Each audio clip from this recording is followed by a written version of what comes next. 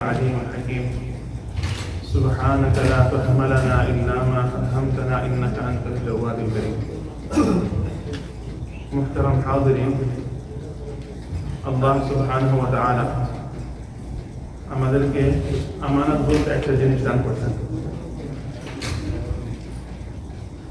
কোরআন শরীফে আসছে যে তোমরা আমানত আউফু বিল উহুদ, তোমরা যে ওয়াদা করো ওয়াদা পুরো করো। এবং যারা আমানত পুরো করতে পারে না বা যারা ওয়াদা পুরো করতে পারে না সেটাকে হাদিসের মধ্যে নিফাকের গুণ বলা হচ্ছে। নিফাক আমরা ইংলিশ বলি হিপোক্রেসি মানে যারা মনের মধ্যে একটা কথা রাখে বাহিরে আরেকটা জিনিস জাহির করে, এটাকে হাদিসে বলছে নিফাক। এবং হাদিসে বলছে নিফাক যেটা পুরো মুনাফিকি। এবং নিফাক জিনিসটা কেন এত ডেঞ্জারাস, কেন এত ভয়ঙ্কর? কারণ কোরআন শরীফের আয়াতে আল্লাহ তাআলা বলেছেন ইন্নাল মুনাফিকিনা ফি দারকিল আসফালি মিনান নার, মানে জাহান্নামের মধ্যে সবচেয়ে নিচু যে পর্যায়। দেখেন জাহান্নামের মধ্যে যেটা উপরের দিকে সেটার মধ্যে আযাবটা কম হয়, যেটা নিচের দিকে সেখানে শাস্তিটা বেশি হয়। জান্নাতের উল্টা, জান্নাতের নিচের দিকে। জান্নাত আসলে জিনিসটা কিভাবে বোঝাবো? জান্নাত কিন্তু যে জান্নাতে থাকবে সে কিন্তু মনে করবে যে তার চেয়ে ভালো জান্নাত দুনিয়াতে আর কেউ নেই। জান্নাতের একটা সিস্টেম বোঝা লাগবে আমাদের, কারণ হাদিসের মধ্যে আসছে যে জান্নাতের ব্যাখ্যাটা কি? লা আইনুন রাআত, কোনো চোখ দেখেন, ওয়ালা উযুনুন সামিআত, কোনো কান শুনে নেই, ওয়ালা খাতারা আলা কলবি বাশার, কোনো মন চিন্তাও করতে পারবে না আল্লাহ তাআলা জান্নাতে কি রাখছে। এখন ঠিক আছে, আপনারা যদি বলেন যে ভাই দেখি নাই, ঠিক আছে, অনেক কিছু আমরা দেখি নাই, শুনি নাই, অনেক কিছু শুনি নাই, কিন্তু আমরা কল্পনাও করতে পারি নাই। এই শব্দটা কিন্তু অনেক ব্যাপক, কারণ মানুষ অনেক কিছু কল্পনা করতে পারে এবং কল্পনার উপরে দুনিয়াতে অনেক কিছু চলে। যত শয়তানি, যত ইন্ডাস্ট্রি আছে, বড় বড় ইন্ডাস্ট্রি, সেটা টিভির সামনে বলেন, নাম নিলাম না, সেটা সব তো আহ্বানের উপরে চলে। চিন্তা, একটা লোক চিন্তা করে বলে যে আমি এরকম একটা ঘটনা সাজাবো, সেই ঘটনা নায়ক নায়িকা দিয়ে সেটাই দিব। এই জন্য মানুষ চিন্তায় কি পারে না, এটা জান্নাত পারে না। মানুষ চিন্তায় কি পারে না, জান্নাত বুঝতে পারে না। এই জন্য আল্লাহ তাআলা যাকে যে জান্নাতেই ঢোকাবে উনি মনে করবে যে ওনার চেয়ে বড় জান্নাত নাই, কিন্তু জান্নাতের মধ্যে অনেক গ্রেড আছে।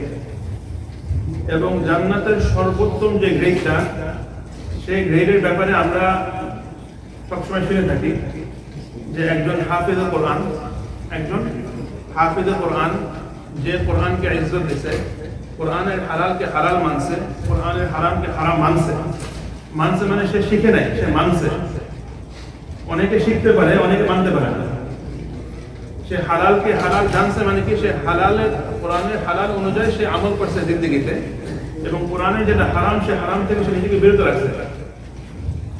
তাকে আল্লাহ তাআলা ওই জান্নাতের সর্বোত্তম যে উপরের যে লেভেল, সে লেভেলে পৌঁছাবে। এবং আল্লাহ তাআলা তাকে তার আত্মীয় স্বজনদের মধ্যে 10 জনের সুপারিশের অধিকার দিবেন। এমন 10 জন যাদের উপরে ফাইসালা হয়ে গেছে যে এই লোক জাহান্নামে যাবে। শর্ত হইল সেই ইমানদার, কারণ কোনো কাফেরের জন্য কোনো হাফেজের সুপারিশ কবুল হবে না, কোনো কাফেরের জন্য কোনো নবীরও সুপারিশ কবুল হবে না, কোনো কাফেরের জন্য আল্লাহ রাসূল সুপারিশ তো করবেন না, কিন্তু করলেও সেটা কবুল হবে না। এটা কোরআন শরীফে আল্লাহ তাআলা আল্লাহ রাসূলকে বলে দিয়েছেন। উনি একবার এক মুনাফিক মারা গেছে। মুনাফিক তো দিলের অবস্থা না, বাহ্যিকভাবে তো মুনাফিক তো মুসলমান, সে টুপিও পড়তেছে, দাড়ি রাখতেছে, সব পাঞ্জাবি পড়তেছে, সে বাইরে থেকে মুসলমান, কিন্তু তার ভিতরের মধ্যে গোপন। সে কখনো গোপন রাখে, সে কখনো জাহির দিতে দেয় না। তার যারা আশেপাশের বন্ধু বান্ধব তারাই শুধুমাত্র জানে, এই লোকটাকে বিশ্বাস করে না। সে সামাজিকতা ধরে রাখার জন্য এই জিনিসটা হয়। এরকম একটা মুনাফিকের জানাজা আল্লাহ রাসূল পড়াইছে। আব্দুল্লাহ ইবনে উবাই ইবনে সালুল, তার নাম উবাই ইবনে সালুল বলা হয়। আল্লাহ রাসূল তাকে বলছেন, আল্লাহ তাআলা আল্লাহ রাসূলকে পাঠাইছেন যে তুমি কখনো এদের উপরে জানাজা নামাজ পড়বা না। এবং বলছে তুমি যদি 70 বার যদি তুমি তার জন্য ক্ষমা চাও, তারপরেও তাকে কখনো মাফ করা হবে না। আল্লাহ রাসূল কি জবাব দিয়েছেন মনে আছে? যে আল্লাহ তাআলা যদি বলতো যে 70 বার ক্ষমা চাইলে আল্লাহ মাফ করবে, তাহলে আমি 70 বার ক্ষমা চাইতাম। এখানে দুইটা জিনিস শেখা যায়। একটা জিনিস শেখা যায় যে আল্লাহ রাসূলের কত দয়া ছিল, তার মানে কোনো কাফের জাহান্নামে যাক এরকম আমাদের দলের মধ্যে ঢুকতে পারবে না। মুসলমান তো দূরের কথা, অনেক সময় আমরা দুনিয়াতে যারা নির্যাতিত হয় তাদের মনের মধ্যে এই কথাটা চলে আসে যে তোমাকে আমি আখিরাতে দেখে ছাড়বো, দুনিয়া থেকে তো করতে পারলাম না, আমি তোমার জাহান্নামে ফেলে দেবো, এরকম কথা অনেক সময় মধ্যে বের হয়ে যায়। এটা অনেক খতরনাক কথা, এরকম কথা কখনো বলতে নেই। মানুষের অনেক সময় একটা কথার কারণে মানুষ কিন্তু জাহান্নামে পড়ে যাবে, শুধু একটা কথা। এই জন্য জিহ্বাটা এত ডেঞ্জারাস একটা জিনিস, আল্লাহ আমাদেরকে হেফাজত করার তৌফিক দান করুন। মানে খামাখাম হাদিসে আসে নাই যে জিহ্বার হেফাজত আর হলো দুই পার মাঝখানে হেফাজত, এই দুইটা হেফাজত করলে আল্লাহ জান্নাত দিবে, এটা খামাখাম আসে নাই। আল্লাহ রাসূল বলছেন আমি দায়িত্ব নিব তার জান্নাতে যাওয়ার। কোন মুসলমান আমাকে এই দুটো জিনিসের দায়িত্ব দিয়ে দিক, কোন মুসলমান এই দুইটা জিনিসের দায়িত্ব আমাকে দিয়ে দিক, আমি তার জান্নাতে নেওয়ার দায়িত্ব নিব। আল্লাহ রাসূল হাদিস। জিহ্বাটা অনেক খতরনাক। অনেক সময় মানুষ একটা জিহ্বা দিয়ে এমন কথা বলে ফেলায় যে সে অনেক গুনাহ করছে তার আগে, আল্লাহ তাআলা একটা কথার উপর না জান্নাত দিয়ে দিবে। আর অনেক সময় একটা লোক সারা জীবন ভালো কাজ করছে, তার জিহ্বা দিয়ে সে এমন একটা কথা বলে ফেলাইছে যেটা সে মনে করছে হালকা, আল্লাহর চোখে এটা এত খতরনাক ছিল যে সে একটা কথার কারণে তার পুরো জীবনের আমল শেষ হয়ে যাবে। এই কারণে যারা বুদ্ধিমান তারা সবসময় সারা দিন পরে চিন্তা করে আমি আজকে কি কথা বলবো, হিসাব করে। এটাকে আমরা আরবিতে বলি মুহাসাবা। মুহাসাবা মানে হিসাব করা, যে আমি আজকে সকাল থেকে নিয়ে বিকাল পর্যন্ত আমি কি কি কথা বলছি, আমি কি কি কাজ করছি, কোন কাজটা কল্যাণদায়ক ছিল, কোন কাজটা অকল্যাণদায়ক ছিল, কোন কাজের কারণে আমার উপকার হয়েছে বা অন্যর উপকার হয়েছে, কোন কাজের কারণে আমার ক্ষতি হয়েছে বা অন্য কারো ক্ষতি হয়েছে। এই মুহাসাবা যারা করছে আজ পর্যন্ত আল্লাহ তাআলা তাদেরকে তৌফিক দান করছেন যে তারা আস্তে আস্তে উন্নতি হচ্ছে তাদের। কারণ যখন মানুষরা হিসাব কিতাব করে, নিজেরা হিসাব কিতাব করে, তখন ব্যবসার উন্নতি হয়। মানুষরা যখন নিজের আমলের হিসাব কিতাব করা শুরু করবে তখন তার আমলের মধ্যে উন্নতি আসবে, এবং যে নিজের হিসাব দুনিয়াতে নিতে পারবে ইনশাআল্লাহ আখিরাতে সে ঠেকবে না। যে দুনিয়াতে তার নিজের হিসাব দিতে পারবে ইনশাআল্লাহ আখিরাতে সে ঠেকবে না। আমাদের হিসাব কিতাবের মধ্যে আমরা অনেক সময় অনেক দিকে লক্ষ্য করি। আমরা লক্ষ্য করি চেয়ারম্যান সাহেব কি মনে করবে, অমুকে কি মনে করবে, তমুকে কি মনে করবে, আমার ছেলেটা কি বলবে, আমার নাতিটা কি মনে করবে। আমরা এরকম অনেক কিছু চিন্তা করি, কিন্তু আমাদের কি চিন্তা করা উচিত, আল্লাহ কি মনে করবে। আমাদের কি চিন্তা করা উচিত, আল্লাহ রাসূল কি মনে করবে। ফর এক্সাম্পল আমি একটা উদাহরণ দিই। কোরআন শরীফে আসছে সাক্ষীর ব্যাপারে, যে যদি তোমাদেরকে সাক্ষীর জন্য ডাকা হয় তাহলে সত্য সাক্ষী দিবা, ওয়ালাউ আলা আনফুসিকুম, যদিও তোমাদের নিজেদের বিরুদ্ধে যায়। মানে আমার স্বার্থের বিরুদ্ধে যাবে, যদি আমি এখানে সাক্ষী দিই, আমার স্বার্থের বিরুদ্ধে যাবে। হয়তোবা আমার বিরুদ্ধে যাবে, আমার বাপের বিরুদ্ধে যাবে, আমার মা, আমার ছেলে, আমার ওয়াইফ, কারো বিরুদ্ধে চলে যাবে। আমি যদি সাক্ষী দিই, সেখানেও কোরআন শরীফ অধিকার দেয় নাই যে আমি সাক্ষীটাকে গোপন রাখবো। গোপন রাখলে তখন কবিরা গুনাহ হবে। যদি গোপন রাখার দ্বারা যদি কোনো মুসলমানের হক নষ্ট হয়, তাহলে আমি আখিরাতের দিন আল্লাহর কাছে ধরা খাবো। দুনিয়াতে ধরা খাওয়া অনেক ভালো, আল্লাহর কাছে ধরা খাওয়া ঠিক না? এজন্য চিন্তার বিষয় হচ্ছে যে আমি যে কাজটা করতেছি সেখানে কি আমি দুনিয়াতে আমি পার হয়ে গেলাম, আমাকে আমরা বলি ধরা চলার বাইরে, দুনিয়াতে তারা একটু ধরতে পারে না। আমরা সাধারণত অনেক বুদ্ধিমান মানুষকে কি বলি, এটা ধরা চলার বাইরে, তারা কোনোভাবে আটকানো যায় না। কোনোভাবে আটকানো যায় না কি, আমার চিন্তা করতে হবে আমি আল্লাহর কাছে আটকাবো এটা চিন্তা করতে হবে। তখন অনেক সময় আমার কাজটা আমার মনের বিরুদ্ধে যাবে, অনেক সময় আমার ফ্যামিলির বিরুদ্ধে যাবে, কিন্তু আমি কখনো এই কাজটা করে আমি আল্লাহর কাছে দেখবো না। আর যেহেতু আমি আল্লাহকে সামনে রেখে এই কাজটা করছি, যে ভুল ধারণাটা বা যে খারাপ ধারণা আমার পরিবারের মধ্যে বা আমাদের নিকটবর্তী লোকের মধ্যে উঠতে পারে ওই কাজের জন্য, সেটা আস্তে আস্তে আল্লাহ কেটে দেবে। এটা আল্লাহ তাআলা নিজাম। মাঝে মাঝে সময় লাগে, মাঝে মাঝে একদিন লাগে, এক সপ্তাহ লাগে, এক মাস লাগে, এক বছর লাগে, 5 বছর লাগে, 10 বছর লাগে। যে একটা খারাপ ধারণা একটা লোক করে ফেলাইছিল, কারণ আমি একটা সঠিক কাজ করতে চেষ্টা করছি, আমার নিজের লোক আমার প্রতি খারাপ ধারণা করে ফেলেছে। সেই খারাপ ধারণাটা সাফ হতে অনেক সময় লেগেছে, কিন্তু আল্লাহ তাআলা একদিন তাকে সাফ করে দিবে, কারণ আমি আল্লাহকে সামনে রাখছি এবং আল্লাহ তাআলা মানুষের নিজের মালিক। আল্লাহ তাআলা মানুষকে দায়িত্ব দিয়েছেন আমানত। আমানতদারির মধ্যে একটা আমানতদারি হচ্ছে মানুষের সন্তান। সন্তানের ব্যাপারে আমরা কি করব এটাও আল্লাহ তাআলা নবীদের ঘটনার মাধ্যমে আমাদেরকে শিখিয়েছে। সন্তানদের ব্যাপারে আমাদের কি ধরনের মহব্বত থাকা লাগবে, সন্তানদের জন্য আমরা কোন জিনিসটা চাবো, সন্তানদের জন্য আমরা কি চাবো। আমরা যদি এখন ম্যাক্সিমাম দুনিয়াতে আমরা যদি কাউকে জিজ্ঞেস করি যে ভাই আপনি কি চান আপনার ছেলে, বেশিরভাগ লোক বলবে যে আমার ছেলেটা একটা ভালো একটা ডাক্তার হোক, ভালো একটা ইঞ্জিনিয়ার হোক, ওরা আমি ওই কলেজে পড়াচ্ছি, ওকে আমি ওই ইউনিভার্সিটি পড়াচ্ছি, ওর অনেক অনেক এক্সপেন্সিভ, $40,000 ডাক্তার বানাচ্ছি $2,00,000। কম হিসাব বলতেছি, হিসাব যদি কম, মিনিমাম হিসাব, ম্যাক্সিমাম হিসাব যায়নি। হ্যাঁ আমার স্বপ্ন আল্লাহ তাআলা আমার ছেলেটাকে দোয়া করেন, আল্লাহ হুজুর আল্লাহ তাআলা ভালো বড় ডাক্তারকে বানান। এখন আমরা যদি বলি যে আমরা যে এই দোয়াটা করবো, আমরা যদি সমস্ত নবীর ঘটনা দেখি এবং তারা তাদের বাচ্চাদের জন্য কি দোয়া করছে সেগুলো আল্লাহ কোরআন শরীফে নিয়ে আসে। আমরা সেখানে কয়েকটা জিনিস পাই। আমরা সেখানে একটা জিনিস পাই, ইব্রাহিম আলাইহিস সালামের দোয়া। উনি যখন কাবা শরীফ বানাইছেন, একটা তো দোয়া করছেন রব্বানা তাকাব্বাল মিন্না, হে আল্লাহ আমার থেকে এই জিনিসটা আমার থেকে কবুল করে নেন।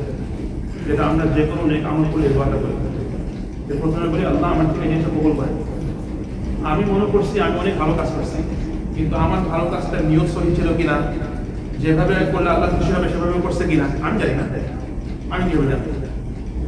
এজন্য সাথে সাথে আমরা নেক আমল করি, আমরা বলি রব্বানা তাকাব্বাল মিন্না, হে আল্লাহ তুমি আমার থেকে এটা কবুল করে নেন। ইন্নাকা আনতাস সামিউল আলিম, তুমি তো সবচেয়ে বেশি শুননেওয়ালা, সব শুনতে পারো, যেটা আমরা শুনি না আমরা চিন্তা করি সেটা তুমি জানো। আল আলিম সবচেয়ে বেশি জ্ঞানী। তারপরে সাথে সাথে বলি ওয়াতুব আলাইনা, আল্লাহ মাফ করে দাও। কেন? কারণ আল্লাহ তাআলা যে আমলটা হুকুম দিয়েছিল, আমার জায়গায় যদি একটা সাহাবাই আমলটা করতো, আমার জায়গায় যদি নবীজি স্বয়ং নিজে আমলটা করতো, তাহলে কত তফাৎ হইতো আমার থেকে। একজন সাহাবা বা নবীজি নিজে যদি আমলটা করতো, তাহলে আমার আমল করা আর ওনার আমলের মধ্যে বড় তফাৎ না। এই জন্য বলি ওয়াতুব আলাইনা, আল্লাহ যেভাবে করার কথা ছিল সেভাবে আমি করতে পারিনি। আমি যতই বড় বুজুর্গ হই না কেন, এই জামানার সবচেয়ে বড় বুজুর্গ হলেন, তারপরেও তো আল্লাহ রাসূল এই আমলটা করলে যেভাবে করতে সেভাবে তো হবে না। ভিতরের কাইফিয়ত, অন্তরের অবস্থা, বাহিরের অবস্থা, মনের অবস্থা, ধ্যান, চোখ সবকিছু। যেন বলি ওয়াতুব আলাইনা, আল্লাহ মাফ করে। ইন্নাকা আনতাত তাওয়াবুর রহিম, তুমি সবচেয়ে বেশি মাফ করে নেওয়া। এই দোয়াটাও করছেন। আর সেকেন্ড দোয়া করছেন রব্বি জাআলনি মুকিমাস সালাহ, কারণ উনি বানাইছেন কাবা ঘর বানাইছেন। কাবা ঘর বানাইছেন কেন? এখানে একটা প্রাইমারি কাজ কি? প্রাইমারি কাজ হলো নামাজ। কাবা ঘরের একটা প্রাইমারি কাজ কি? নামাজ। সেটা কিবলা, পুরো দুনিয়ার সমস্ত মানুষের কিবলা। উনি যেটা বানাইছেন কিয়ামত পর্যন্ত পুরো দুনিয়ার মানুষ ওই দিকে নামাজ পড়বে, কিবলা বানাইছেন। এজন্য উনি কি দোয়া করতেছেন? উনি তো দোয়া করছেন যে রব্বি জাআলনি মুকিমাস সালাহ, আল্লাহ আমি স্বয়ং আমাকে ওই গ্রুপের মধ্যে ফালাও যাদেরকে দিয়ে তুমি নামাজ কায়েম করো, যাতে আমি স্বয়ং নিজে যাতে নামাজ কায়েম করনে ওয়ালাদের মধ্যে শামিল হয়ে যাই। ওয়া মিন যুররিয়াতি, এবং আমার সন্তানদের মধ্যে। এখন যদি আমি কাউকে জিজ্ঞেস করি যে ভাই আপনাদের কারো কি এরকম স্বপ্ন আছে যে আপনার সন্তান বড় হয়ে একটা বড় আল্লাহর ঘর বানাবে?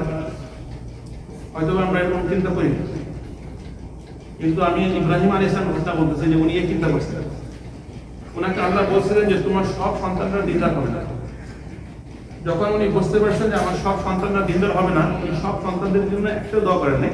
উনি বলছিলেন যে আল্লাহ আমার সন্তানদের থেকে, ওয়া মিন মানে থেকে, ওয়া মিন যুররিয়াতি, আল্লাহ যেরকম তুমি আমাকে দিয়া এই কাবা ঘরটা বানাইতেছো, আমাকে ওই গ্রুপের মধ্যে রাখো যাদেরকে তুমি মসজিদ বানাও, তোমার আল্লাহর ঘর বানাও, এবং আমার সন্তানদের থেকে রব্বানা ওয়া তাকাব্বাল দুআ, রব্বা হে আল্লাহ আমার দোয়া কবুল করো।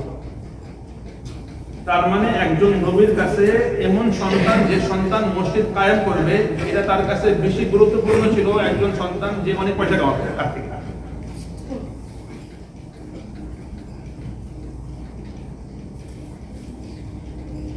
তারপরে হলো আমরা হলো নসিহত শুনি। নসিহত কোরআন শরীফে কিছু ঘটনা আছে যে বাপ মারা মারা যাওয়ার আগে সন্তানদেরকে নসিহত করতে। আমি যেটা বলি বাংলায় বলি ওসিয়ত করে গেছে, আমার আব্বা মারা যাওয়ার আগে ওসিয়ত করে গেছে। অনেকে বলে না এটা ওসিয়ত মানে শেষ কথা, মানে এই কথাটা তোমরা ফালেও না, তুমি যদি আমাকে একটু মহব্বত করো আমার এই কথাটা ফালেও না, এটা আমার শেষ কথা। ইয হাদরা ইয়াকুব আল মাউত, ইয়াকুব আলাইহিস সালাম তিনি ইব্রাহিম আলাইহিস সালামের খানদানে, উনি মারা যাচ্ছেন। আল্লাহ ওনাকে অনেক সন্তান দিয়েছিলেন। ওনার ছিল কয়জন? 12টা সন্তান, 12 জন সন্তান। বেনিয়ামিন আর ইউসুফ আলাইহিস সালাম ছিল এক মা থেকে, আর আরেক মা থেকে ছিল 10টা সন্তান। এই 12টা সন্তানে এখনো ইহুদিদের মধ্যে 12টা সন্তান আছে এখনো আজ পর্যন্ত। আমরা বলি ইয়াকুব আলাইহিস সালামের 12টা বছর, 12টা সন্তান। উনি মারা যাচ্ছেন, ওই সাথে সাথে ওনার ছেলেটাকে রাখছেন। এই ছেলে সবাই আছে। إذ قال لبنيه ما تعبدون من بعدي, ছেলেটাকে কি বলছেন? আমি মারা গেলে তোমরা কার ইবাদত করবে? আমি মারা গেলে কার ইবাদত করবে? ওসিয়ত। তখন সাথে সাথে সব 12 জন সন্তান একসাথে বলছেন, না আবুদু ইলাহাল্লাহ, হে বাবা আমরা তোমার যে ইলাহ খোদা আল্লাহ তার ইবাদত করব। ওয়া ইলাহা আবাইকা ইব্রাহিম ওয়া ইসমাঈল ওয়া ইসহাক ইলাহা ওয়াহিদা, তোমার বাবা ইসহাক এবং তোমার বাবা ইসহাকের ভাই ছিল ইসমাঈল এবং তাদের বাবা হয়েছে ইব্রাহিম, এদের সবার যে ইলাহ এক ইলাহ, সেই ইলাহ আমি ইবাদত করব। ওয়া নাহনু লাহু মুসলিমুন, আমরা মুসলিমুন মানে আল্লাহর হুকুম মেনে নেওয়া, তাসলিম করা, অ্যাকসেপ্ট করা, এবং আমরা আল্লাহর সমস্ত হুকুমকে অ্যাকসেপ্ট করব। মুসলিমুন যিনি আল্লাহ তাআলার সমস্ত হুকুমকে তাসলিম করছেন, অ্যাকসেপ্ট করছেন। তারপর আল্লাহ তাআলা ব্যাখ্যা দিয়েছেন, তিলকা উম্মাতুন ক্বাদ খালাত, এটা তো তোমার আগের নেশনগুলি, আগের উম্মতগুলি, লাহা মা কাসাবাত ওয়া লাকুম মা কাসাবতুম, তারা যা অর্জন করছিল তারা সেটা নিয়ে চলে গেছে। তোমরা যেটা অর্জন করবা কিয়ামত পর্যন্ত সেটা নিয়ে তোমাদের যেতে হবে। ওয়ালা তুসআলুনা আম্মা কানু ইয়ামালুন, এটা হচ্ছে নবীর ওসিয়ত। তারপরে আমরা বলি লোকমান হাকিম। লোকমান হাকিম যিনি, যাকে হাদিসের মধ্যে বলছেন যে একজন জ্ঞানী ব্যক্তি। কোরআন হাদিসে যখন কাউকে জ্ঞানী ব্যক্তি বলে সেখানে কি কোনো সন্দেহ থাকে তার জ্ঞান সম্পর্কে? এখন আল্লাহর চোখে যে জ্ঞানী সে তার ছেলেকে কি বলতেছে? সে তার ছেলেকে 5-6 নসিহত করে গেছে।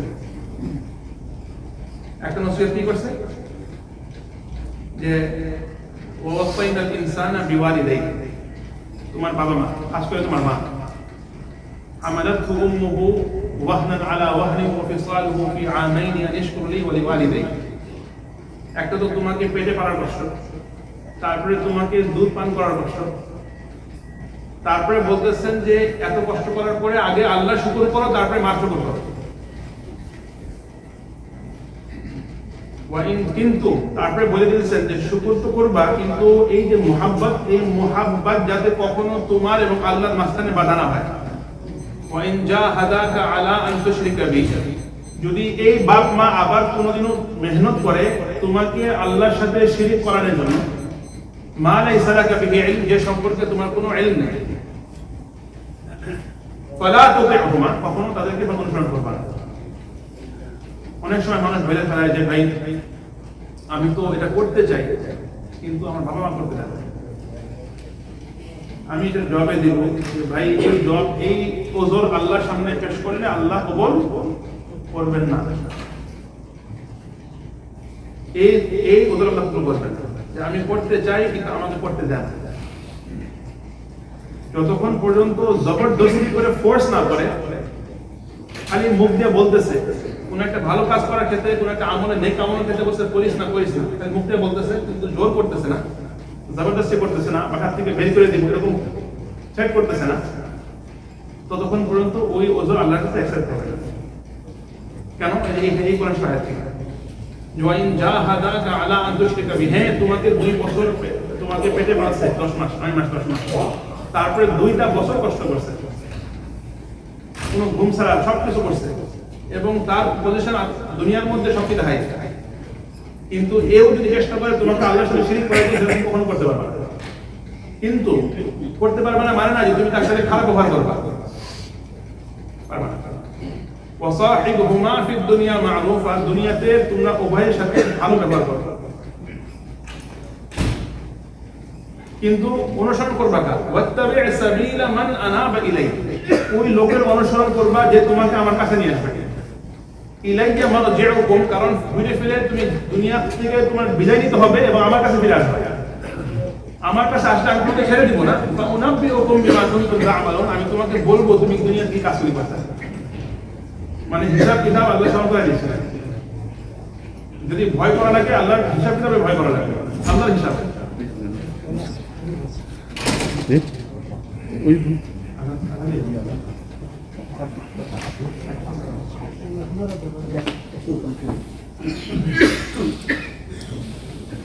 তারপরে বলছেন ইয়া বুনাইয়া ইন্নাহা ইন তাকুম মিসকাল হাব্বা। তারপরে ঈমান শেখাচ্ছেন। কে শেখাচ্ছেন? লোকমান হাকিম তার ছেলেকে শেখাচ্ছেন। এবং কিভাবে দেখেন, এখানে নসিহত করার একটা ভাষা আছে। নসিহত করার ভাষা কিন্তু ডান্ডা দিয়ে না, ডান্ডা হলো আদব শেখানোর ভাষা। যখন নসিহতে কাজ হয় না,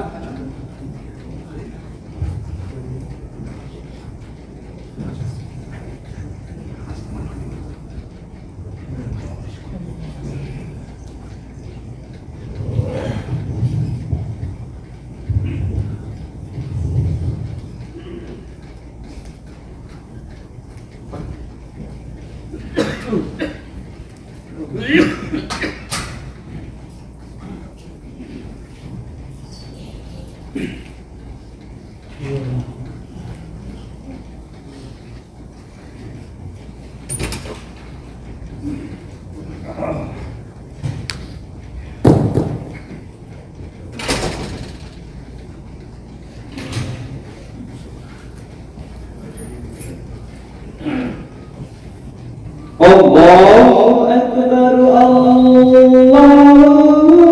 Akbar, Allahu Akbar, Allahu Akbar. Ashhadu an la ilaha illallah,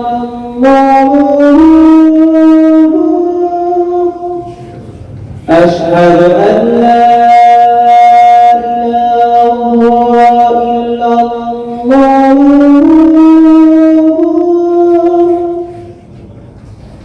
أشهد أن محمد رسول الله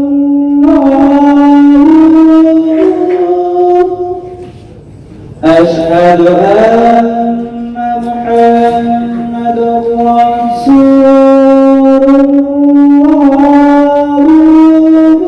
الله حي على الصلاة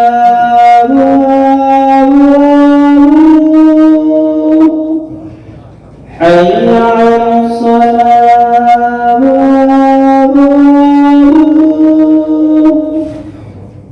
حي على الفلاح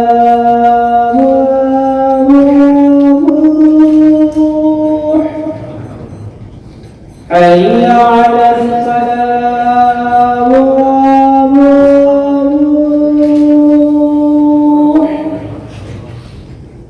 الله أكبر الله أكبر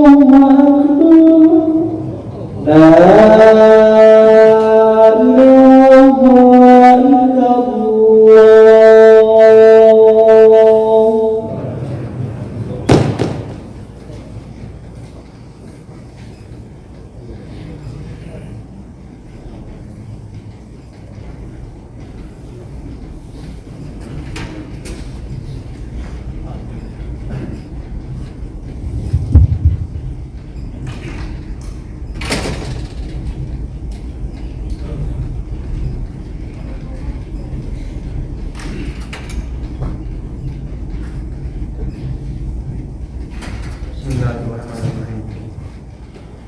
We were talking about something called amana and trust. The command of Allah Ta'ala is to give amanati ila ahliha, to fulfill the trust, and whoever is the receiver of the trust, make sure you give the trust back to them. One of the responsibilities which is this trust demands is that we fulfill the rights of our children and our family. Allah subhanahu wa ta'ala says in the Quran, what is the responsibility what is the trust that you have to give to your family and your children, that is your wife and your children. That is قُوا أَنفُسَكُمْ وَأَهْلِيكُمْ نَارًا. That is, you must make an effort to save them from the fire of Jahannam. In another place in the Quran, Allah Ta'ala talks about not killing the children. The Quranic verses, وَلَا تَقْتُلُوا أَوْلَادَكُمْ خَشْيَةَ إِمْلَاقٍ. وَلَا تَقْتُلُوا أَوْلَادَكُمْ means do not kill your children. خَشْيَةَ إِمْلَاقٍ, in fear of poverty. The previous Mufassirin, they would explain this verse as people who would use birth control. That they would say, I cannot maintain too many children, so I will only have few children.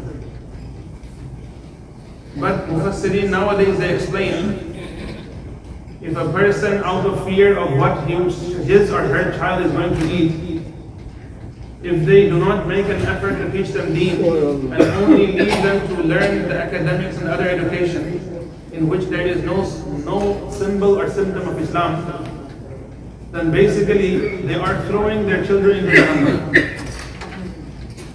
Why? If you tell them why, they say that I need to make sure that he is financially solvent. On the demand that he needs to be financially solvent, I am ready to sacrifice my children's iman and my children's deen. This also falls under the category of وَلَا تَقْتُلُوا أَوْلَادَكُمْ. Do not kill your children خَشْيَةَ إِمْلَاقٍ, in fear of their poverty. This does not mean that we keep them illiterate. We have to make them literate so they can handle the world that they are living in. But the responsibility of the father and the mother, specifically the father, is to teach them what we call adab. It's called adab. Rasulullah sallallahu alayhi wa sallam, he mentions in a hadith, ما نحل والد والدا من نحل أفضل من أدب حسن. That a father could give nothing better to his son. Any father, not one father, any father in the world, they cannot give any son anything better than adab hasan, good character. Good character means deen, means Islam. Following Islam means a person has good character. And my dear brothers and sisters, those who are listening over the receiver, adab is not something which comes naturally. Adab is not something which comes naturally. Imagine a person's flesh, blood and bone. It does not grow naturally. For that, every day a person has to feed his or her children 2 times and 3 times. And the result is that we see in those countries where there is a famine going on, how much malnutrition and how skinny those people become. Absolutely, as if there is no blood in their body, they are barely surviving. Just for the physical flesh and blood, the amount of food that is required to teach someone and ingrain good adab, good character, the character of Islam from a very young age. If we say it will take less effort, it is wrong. It will take equal or more effort. Because why? Because the food that we are giving our body, that body is going to die at a certain age. And that body is going to stay in this very world. This body is not going anywhere. But the adab that a person is going to teach his children, that adab is going to carry with him into his grave.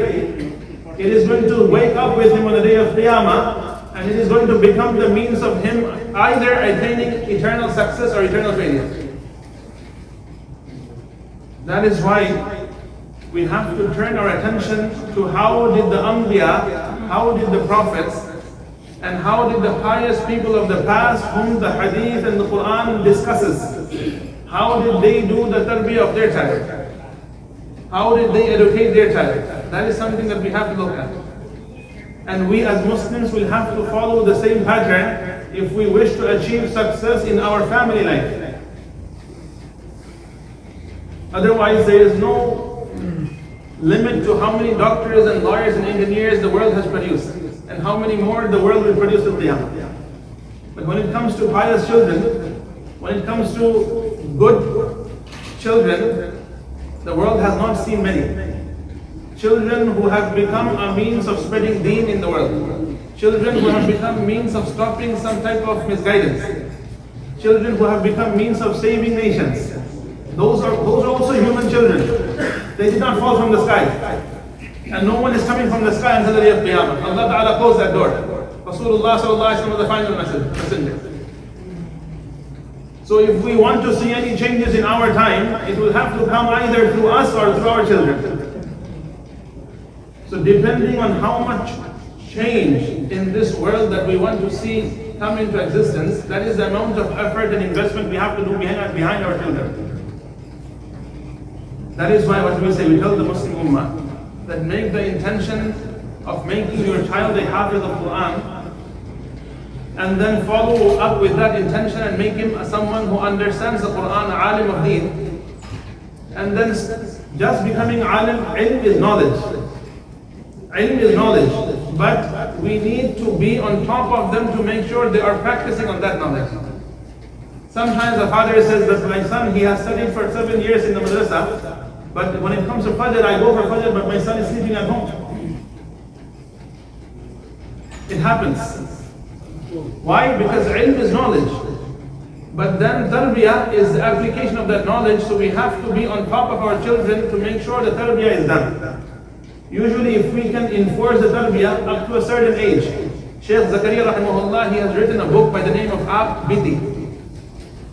He mentions how his father did his tarbiyah. His life story is, by the age of 7, he had finished memorizing the Quran. And then for 6 months, his father gave him a task. His task was every day after Fajr Salah, he would have to start reciting the Quran from the beginning of the Quran. And until or unless he finished reciting the entire Quran, he was not allowed to get up from his spot. When he would finish reading the entire Quran, at that moment his father would let him play whatever he wanted the rest of the day. So he says for 6 months, at the age of 7 only, 7.5, for 6 months every day from Fajr till Dhuhr, he would recite the entire Quran. And because he recited it so many times at that age, he became what we call the Sahib al-Quran, a person whose Quran became part of his life. To the extent when he was old, even the year that he passed away, in that Ramadan also, some say he finished 60 recitation of the entire Quran. Shaykh Zakaria Kandhi rahimahullah from India. Why? Because his father from a very young age had made this intention that I'm going to make my child that type of a scholar, that type of a Muslim who is going to bring a change into this world. Until today, we have the books written by Shaykh, and he is known as the Shaykh al-Hadith of India, and after him there is no one who has given the title of Shaykh al-Hadith. Why? Because of the vision and the decision of the father and mother. The child is still too young to decide what is good for him, what is bad for him. But me and you, we have the power, we understand what is good and what is bad, we have the power to decide. Use that power for good. Every summer, the schools close. And mashallah, in the previous years, before the 2 years of COVID, alhamdulillah, we would have programs in the masjid, and we would have 100, 150, 200 students coming. But then when summer would end, we would see these children, they are also gone. So as if we give loose change to Allah. We keep the whole notes in our pocket, and whatever loose change we get, we throw it to Allah. So the whole year for 10 months, that is the actual money, I put it in school. And then in summer, I go into the masjid, go learn something. If this is how we're going to treat the deen, then our children are going to treat the deen the same way. And we are the ones who put them on that track. This is not fair. We are not being honest with ourselves, we are not being honest with Allah. We have to do something better than that. That is why our ulama say when a child is very, very small, too small to study in a full-time program, at that time make sure they are coming in the evening maktab, which is known as the Kuttab and the Qatadib. Put them in the maktab program. Let them study in the maktab program 2 hours a day, 4 or 5 days a day. They're going to school in the morning, they're finishing their day off with Quran. Then when they reach the age of 7, 8, and now they can read the Quran fluently, put them into memorization of the Quran. By the age of 10, 11, 12, they have memorized the Quran. And remember, in America, in any madrasa, in any education center, we make sure that they study their academics. So every year they pass, they raise one grade. They have to do the 4 core subjects. They are studying English, math, science, and social studies. If they do not study these 4, then they cannot pass the Regent exam and they cannot excel. So by mandate of the law, we make sure they are studying these 4 subjects. Then at the age of 13, the child goes into what we call the Alamiya program. Now he is going to go into the knowledge of fiqh, the knowledge of tafsir, the knowledge of hadith. And a 7-year intensive course, because he has to start with the foundation and fundamentals of Arabic. Not the Arabic we see the people speaking the Arabic that was the Quran was revealed. There are 2 Arabics. One is English in Shakespeare's books, and one is English the way we speak. There's 2 different English. In Arabic also, the Arabic for speaking is one, and Arabic of Quran and Sunnah is something else. It's much more structured. So they have to understand, learn, build the foundation of the Arabic until they go into the Alim course. Then they can understand the hadith. Then they can understand the tafsir. Then they can understand the fiqh. Then they can understand the qawl, aqwal of the salaf, of the pious people of the past, the knowledge that has passed down to us through 14 centuries of tradition. Then if the environment is good, they are learning and they are practicing. If the environment is not very strong that they will learn, maybe they will not practice. So we cannot just leave them and imagine that the madrasa will make them a good Muslim. We have to put them there and follow up and make sure that they are practicing what they're learning. Then by the age of 21, 22 to 25, they're ready for nikah, marriage. We marry them off with a pious girl. Not someone who has lots of money, not someone who is the most biggest beauty of Ozen Park. We find someone who is the most pious girl of Ozen Park. Alhamdulillah, we have done the right thing. And of course our children, they have a say. We have to ask them that, do you like this girl? If he says no, then don't force him. Please. You're not getting married, the child is getting married. Don't say, I like her, so you gotta marry her. No, he has to like her. So give him the choice of mashwara. Ask him. Convince him. Let them get married. And inshallah from there now, what you have done for your child will do for his own child. And as long as Allah keeps you alive, you're the grandfather, you can follow up inshallah. Let us all make the intention. Alhamdulillah, we have a Hajj program here. Our Imam, mashallah, is overseeing the Hajj program. So if we're in the community, we can put them in the Hajj program here. Inshallah, very soon, as soon as the permissions come in, please make dua, we can start the Maktab program also. And we make sure that all our children are engaged in the community. No one is made mahroom, no one is left out from learning deen and bringing deen alive into their lives. May Allah make us from those who help to establish the Maktab, who work towards improving the daily life of ourselves, our families, and our children. Jazakumullah khairan. Inshallah. Pray our sunnah now, inshallah.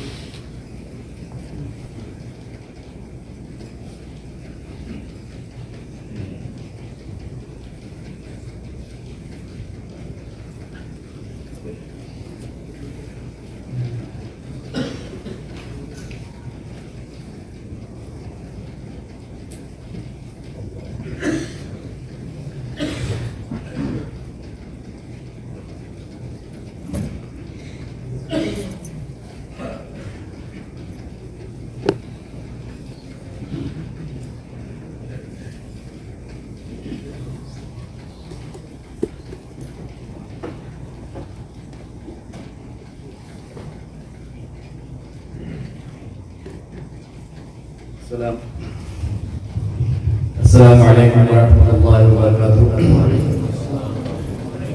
সম্মানিত মুসলিম کرام, আমাদের অত্যন্ত regular মুসল্লি ফারিজ খান অনেক দিন ধরে অসুস্থ।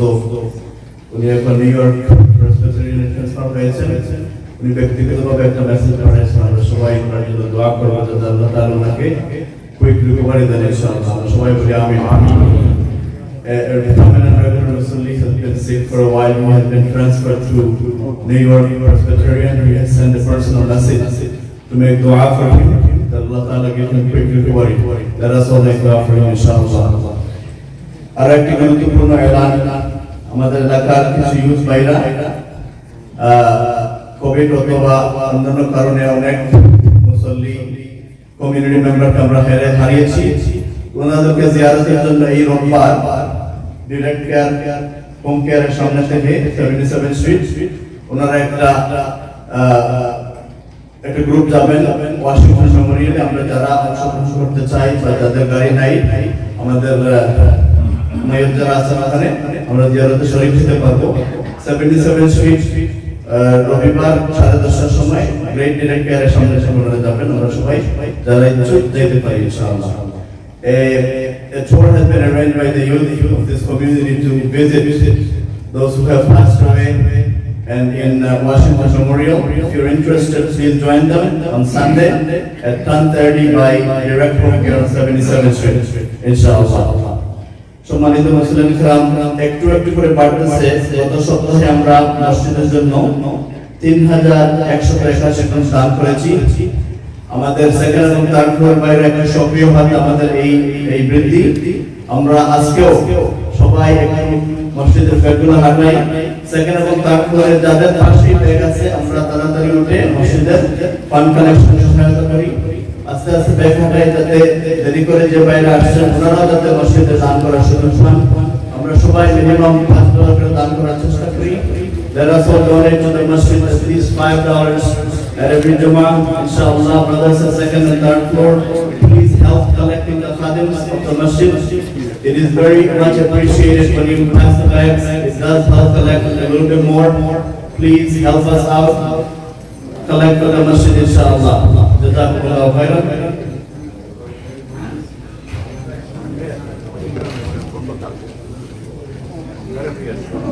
Okay. We have taken up the distance that you see for almost a week, but it is very important still for us to carry our musalla and maintain our mask. Make sure we keep our mask on and bring a musalla every time we come to the prayer. It is better not to use the paper that we have in the mosque. It is the last resort. It's not very useful, especially when the fan is on, the paper flows away. So please bring a masala with you. Some of the small masalas fits in your pocket. Keep it in your pocket and bring it with you, inshallah. যারা মসজিদে regular নামাজে আসি, আমরা সবাই চেষ্টা করব নিজের মুসাল্লা এবং মাস্ক মেইনটেইন করে আসতে, যেহেতু আমরা সোশ্যাল ডিসটেন্সিং, ফিজিক্যাল ডিসটেন্সিং মেইনটেইন করতেছি না। আমরা অবশ্যই মাস্ক এবং নিজের মুসাল্লা ব্যবহার করব।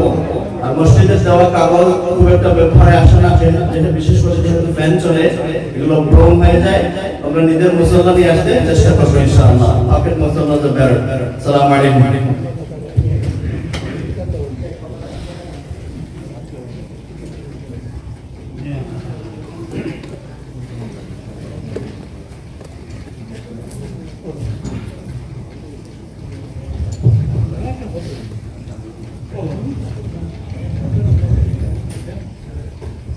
الله أكبر الله أكبر الله أكبر الله أكبر أشهد أن لا إله إلا الله أشهد أن لا إله إلا الله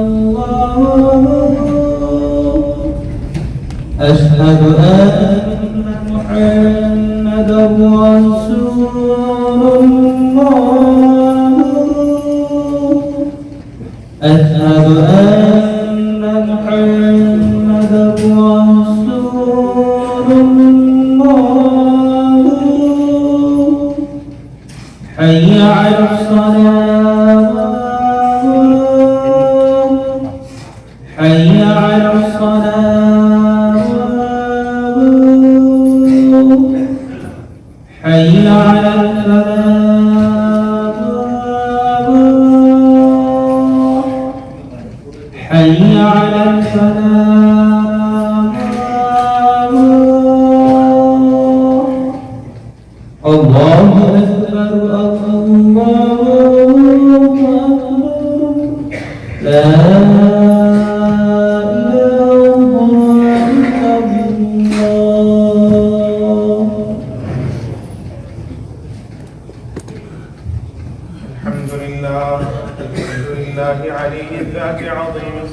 سميع السمات كبير الشأن جليل القلب رفيع الذكر مطاع الأمر جليل البرهان فقيم الاسم عزيز العلم وسيع الحلم كثير الغفران جميل الثناء جزيل العطاء مجيب الدعاء عميم الإحسان سريع الحساب شديد العقاب أليم العذاب عزيز السلطان ونشهد أن لا إله إلا الله وحده لا شريك له ونشهد أن محمدا عبده ورسوله أما بعد فأعوذ بالله من الشيطان الرجيم بسم الله الرحمن الرحيم ولا تقتلوا أولادكم خشية إملاق نحن نرزقكم وإياكم ولا تقربوا الفواحش ما ظهر منها وما بطن ولا تقتلوا النفس التي حرم الله إلا بالحق وقال عليه الصلاة والسلام ما نحل والد والدا من نحل أفضل من أدب حسن بارك الله لنا ولكم في القرآن العظيم ونفعنا وإياكم بالآيات والذكر الحكيم أستغفر الله لي ولكم ولسائر المسلمين فاستغفروه إنه هو الغفور الرحيم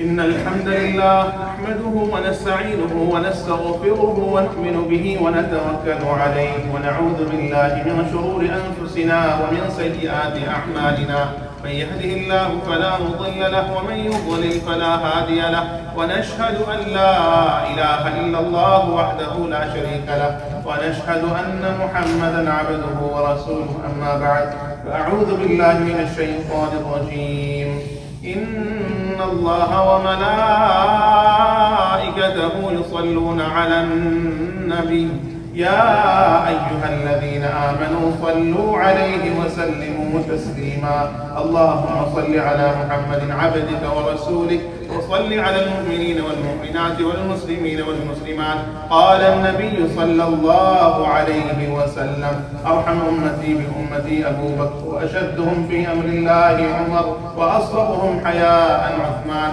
وأقضاهم علي وفاطمة سيدة نساء أهل الجنة والحسن والحسين سيدا شباب أهل الجنة وحمزة أسد الله وأسد رسوله رضوان الله تعالى عليهم أجمعين اللهم انصر الإسلام والمسلمين اللهم أعز الإسلام والمسلمين اللهم انصر المسلمين في كل مكان اللهم انصر من نصر دين محمد صلى الله عليه وسلم واجعلنا منهم